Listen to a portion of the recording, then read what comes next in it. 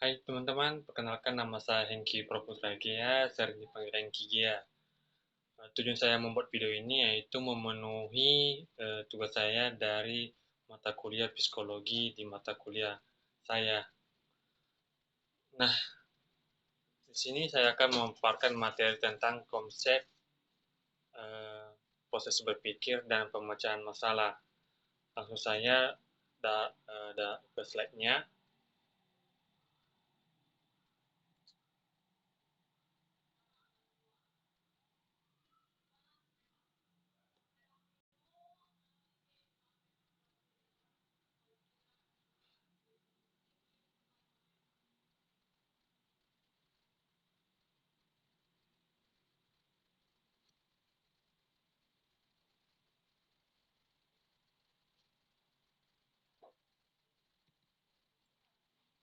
Nah, proses berpikir teman-teman.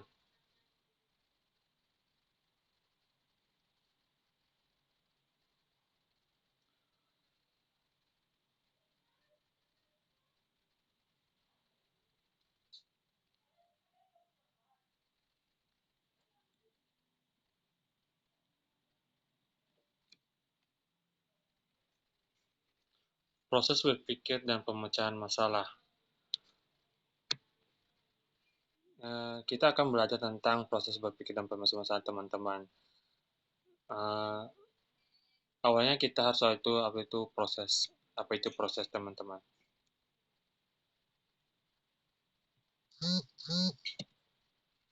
Nah, proses selalu berhubungan dengan masalah-masalah, baik masalah yang timbul dari situasi masa kini, masa lampau, dan mungkin masalah-masalah yang belum terjadi. Proses pemecahan masalah ini disebut proses berpikir. Dalam pemecahan tiap masalah timbul dalam jiwa kita berbagai kegiatan lain. Kegiatan ini berpikir dalam pemecahan masalah. Kita harus ketahui bahwa pemecahan masalah harus kita mengetahui apa itu Pak masalahnya dan bagaimana pemecahannya dan hal-hal yang membantu dalam pemecahan masalah dan apa tujuan pemecahan masalah itu, teman-teman. Nah, lanjut dalam pengertian berpikir, berpikir adalah suatu tindakan manipulatif aktif terhadap informasi berasal dari input, sensori, dan memori. Sedangkan menurut David Penke 1952, berpikir melibatkan mengambil keputusan, pemecahan masalah, dan konstruksi makna melalui interaksi antara individu dengan kontennya. Jenis tipe dan pola pikir. Menurut Morgan tahun 1986, dia membagi dua jenis berpikir, yaitu berpikir autistik dan berpikir langsung. Berpikir autistik yaitu proses berpikir yang sangat pribadi, menggunakan simbol-simbol dengan makna yang sangat pribadi. Contohnya mimpi. Nah, sedangkan berpikir langsung yaitu berpikir untuk memecahkan masalah. Nah, sedangkan menurut Kartono tahun 1996 dalam Kodija 2006 1188 ada 6 pola pikir yaitu berpikir konkret. Apa itu berpikir konkret, teman-teman? Berpikir konkret yaitu berpikir dalam suatu dimensi ruang, waktu, dan tempat tertentu. Sedangkan berpikir abstrak yaitu berpikir dalam ketidakberhinggaan, sebab dapat dibesarkan atau disempurnakan keluasannya. Sedangkan yang ketiga itu berpikir klasifikatoris, yaitu berpikir mengenai klasifikasi atau pengaturan menurut kelas-kelas tingkat tertentu. Dan sedangkan berpikir analogis, yaitu yang keempat, yaitu berpikir dalam hubungan yang luas dengan pengertian lebih berpikir analogis yaitu berpikir untuk mencari hubungan antara peristiwa dan kemiripannya atau yang lebih mirip dengan apa yang dihadapinya. Nah, sedangkan berpikir ilmiah yaitu berpikir dalam hubungan yang lebih luas dan pengertiannya yang sudah kompleks disertai dengan pembuktian-pembuktian. Sedangkan berpikir pendek yaitu lawan berpikir yang terjadi secara lebih cepat dan lebih dangkal dan lebih seringkali tidak logis dalam pemikiran berpikir pendek ini. Lanjut, yaitu pemecahan masalah. Nah, pemecahan masalah ini merupakan salah satu upaya untuk mendapatkan yang lebih tepatnya dalam mencapai tujuan ketika tujuan tersebut belum dapat tercapai. Seseorang yang menghadapi satu tujuan akan menghadapi persoalan dan dengan demikian seseorang akan terpacu untuk mencapai tujuan tersebut dengan berbagai usaha atau cara. Salah satu bagian dari proses pemecahan masalah adalah pengambilan keputusan, yang diartikan sebagai pengambilan solusi terbaik dari sejumlah alternatif yang disediakan. Pengambilan keputusan yang tidak tepat akan mempengaruhi hasil dari pemecahan masalah yang dilakukan. Nah, jenis pemecahan masalah.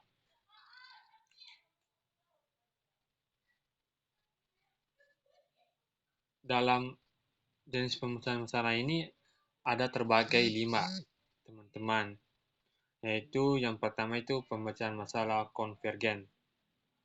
Jenis pemecahan masalah ini yaitu mengarah pada satu solusi atau satu jawaban tunggal teman-teman.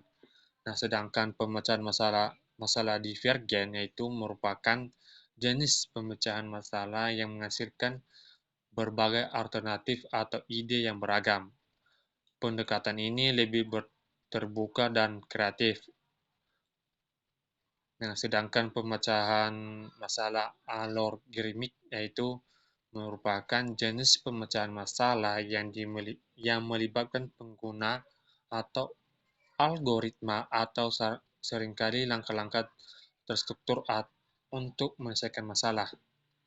Nah, sedangkan pemecahan masalah heuristik yaitu pemecahan masalah yang menggunakan aturan praktis atau strategi berbasis pengalaman untuk menemukan solusi.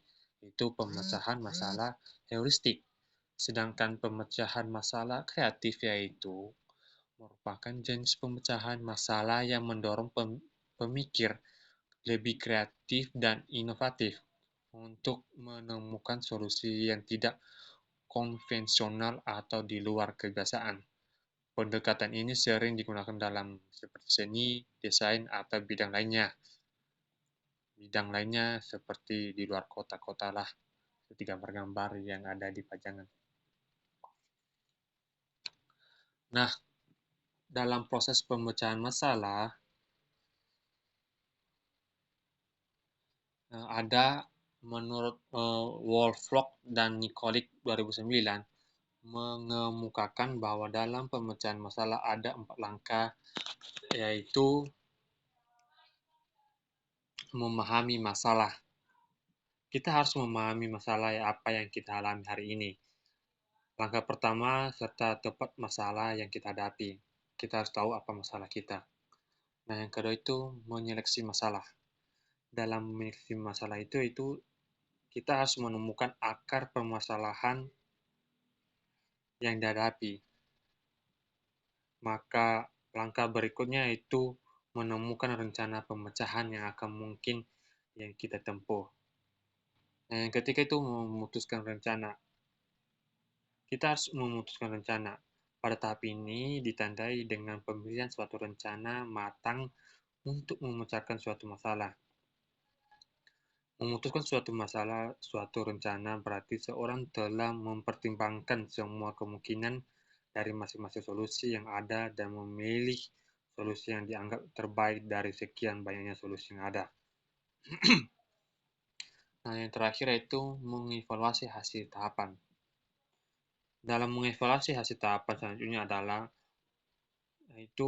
mengevaluasi hasil yang telah tercapai. Pada tahap ini berarti memberi atau mengeluarkan fakta-fakta baik yang menguatkan maupun yang melemahkan pilihan-pilihan yang telah ada. Itu dalam tahap mengevaluasi hasil tahapan. Nah, dalam teknik pemecahan masalah, eh, admin 2007 dalam proses berpikir untuk memecahkan suatu masalah ada beberapa tahapan yang dilalui. Ya, ada 5 tahap yang kita lalui dalam tahap teknik pemecahan masalah. Itu tahap persiapan. Dalam tahap persiapan, yaitu seorang pemikir atau kreator memformulasikan masalahnya dan fakta dan data yang dibutuhkan untuk memecahkan suatu masalah.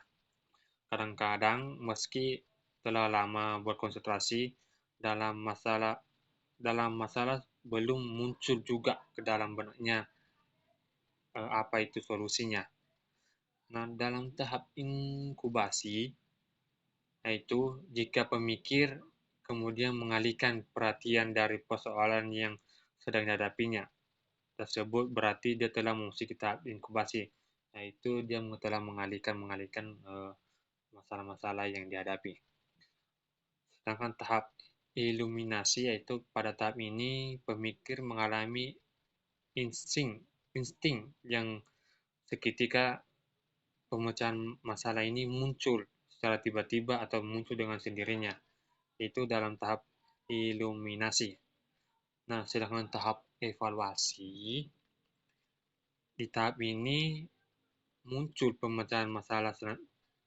Tujuannya yaitu adalah untuk memikir apakah pemecahan masalah itu sudah tepat atau tidak. Seringkali pemecahan masalah yang telah muncul yang sudah tepat sehingga pemikir dapat melalui dari tahap awal atau tahap pertama.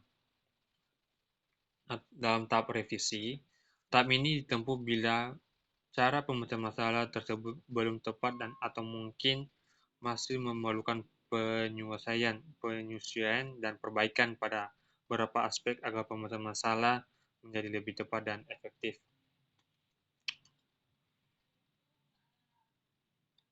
Nah, demikian materi yang saya sampaikan tentang proses berpikir dan pemecahan masalah teman-teman. Demikian, jika ada kata-kata yang salah, mohon maaf. Jika ada yang kurang mengerti, kita harus memahami apa itu proses berpikir dan pemecahan masalah. Kita cari apa yang kita hadapi, apa masalah kita pecahin dengan cara yang saya sampaikan dari tadi yang di materi ini. Jadi, sekian teman-teman. Selamat pagi, siang, dan malam bagi yang melihat video ini. Terima kasih.